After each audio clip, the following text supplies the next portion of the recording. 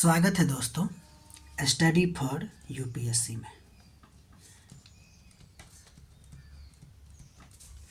ठीक है, आज हम लोग यूपीएससी मेंस पीवाईक्यू का पार्ट 3 देखने जा रहे हैं, जिसमें हम लोग क्वेश्चन देखेंगे कि महात्मा गांधी का समाजवाद का सिद्धांत क्या है या क्या था और यह आधुनिक समाजवाद से किस प्रकार भिन्न था। ठीक है, तो देखते हैं कि महात्मा गांधी का समाजवाद का सिद्धांत क्या है।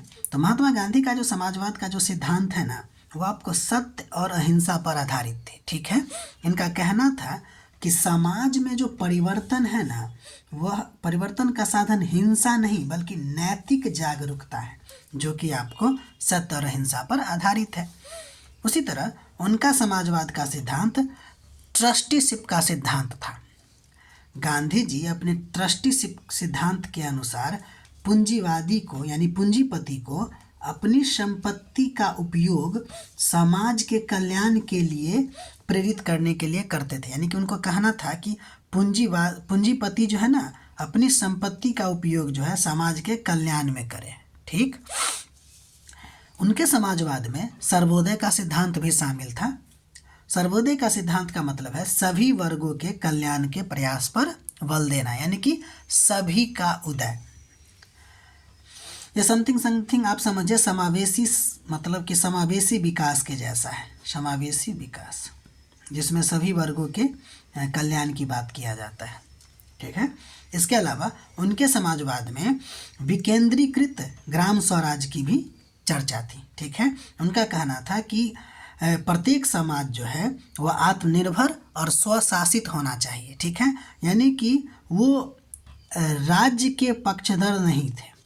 ठीक है, राज्य के पक्षधर नहीं थे। जब हम पॉलिटी का पार्ट 3 लाएंगे ना, तो उसमें हमारा अगला टॉपिक यही है कि राज्य क्या होता है और गांधी जी का राज्य को लेकर क्या विचारधारा थी। ठीक है, तो ये गांधी जी का समाजवाद था, जो आपको सत्य, अहिंसा, ट्रस्टीशिप, सर्वोदय का सिद्धांत और विकेंद्रीकृत ग्राम स्वराज पर आधारित थी। अब हमको क्वेश्चन पूछा है कि आधुनिक समाजवाद से किस प्रकार भिन्न था। तो देखिए, आधुनिक समाजवाद या उसी को मार्क्सवाद समाजवाद कहते हैं, उससे क्या अंतर था। तो आधुनिक समाजवाद जो है वह राज्य नियंत्रण और वर्ग संघर्ष पर आधारित है, जबकि गांधी का जो समाजवाद है वह सहयोग और आत्म संयम पर बल देता है। तो पहला डिफरेंस हो गया ये। ठीक, उसी तरह आगे बढ़ते हैं।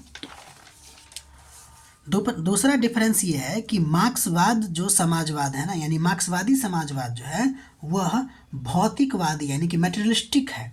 ठीक है, जबकि ये जो समाजवादी सिद्धांत यानी कि गांधी जी का समाजवाद है ना, वह आपको आध्यात्मिक और नैतिक है। तो ये दूसरा अंतर आप बता सकते हैं। तीसरा, आधुनिक समाजवाद जो है वह क्रांति के द्वारा परिवर्तन चाहता है। ठीक है ना, यानी कि वो रिवॉल्यूशन चाहता है, लेकिन कैसा? क्रांति का, यानी कि परिवर्तन चाहता है, चेंजेस चाहता है, लेकिन कैसे?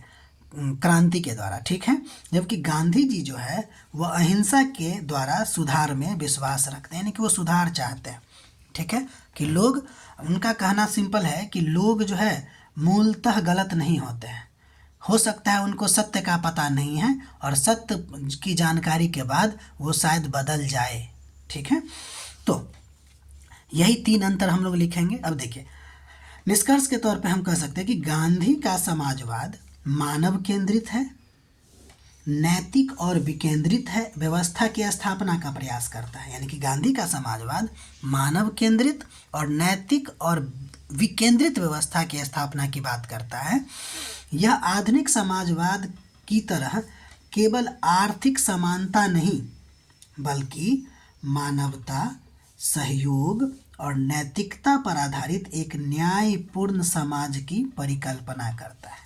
ठीक है, एक बात आपको कहना चाह रहे हैं कि जब ये हम क्वेश्चन देख रहे थे कि गांधी जी का जो समाजवाद है या आधुनिक समाजवाद से किस प्रकार डिफरेंस है, तो एक्चुअली उसमें ना मंडन समाजवाद का चर्चा था। यानी कि